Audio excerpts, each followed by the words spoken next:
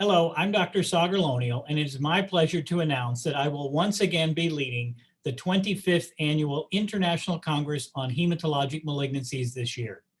Join me there on February 25th to the 28th to hear the most recent clinical data on emerging and recently approved agents and approaches for your patients with hematologic malignancies. We are committed to providing our participants with the latest updates and expanded coverage on CAR T cells and other immune-based therapies in 2021. I hope to see you at this year's virtual interactive conference for more discussion on the newest updates in leukemias, lymphomas, and myeloma.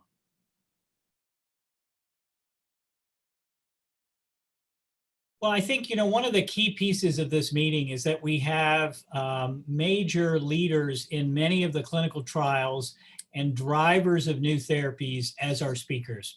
And so having access to those thought leaders really does give the attendees an opportunity to hear the most recent information from the horse's mouth, if you will, and really understand how those treatments are going to be impactful for our patients in the coming year. I think one of the pieces that I think we're really all excited about in the heme malignancies is really the growth of immune therapies, whether it's CAR T cells or bispecifics or other different types of immune therapies, and really understanding how to integrate them with our current treatments is a major goal of this meeting.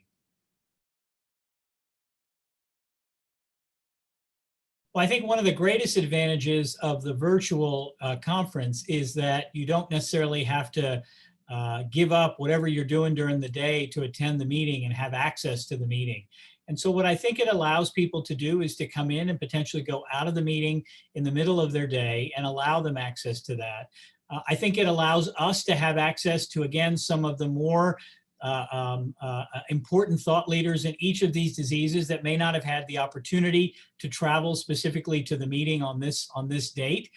And so I think what it does is give you a best hits, if you will, of many of the speakers. And I think it allows us to broaden the audience to more people to get better educational experiences.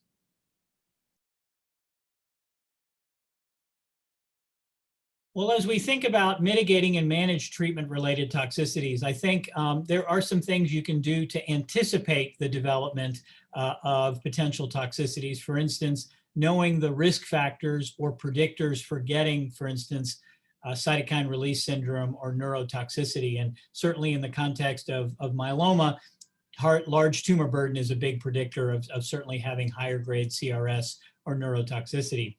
The second piece, again, is approaching it with a very intensive monitoring approach, knowing to use agents such as tocilizumab or corticosteroids, not hesitating from using those because you're worried they're going to impact the efficacy of the therapy. What we've learned is it's better to use those and minimize the severity of these events, which will ultimately allow patients to gain greater benefit from the treatments in the long run.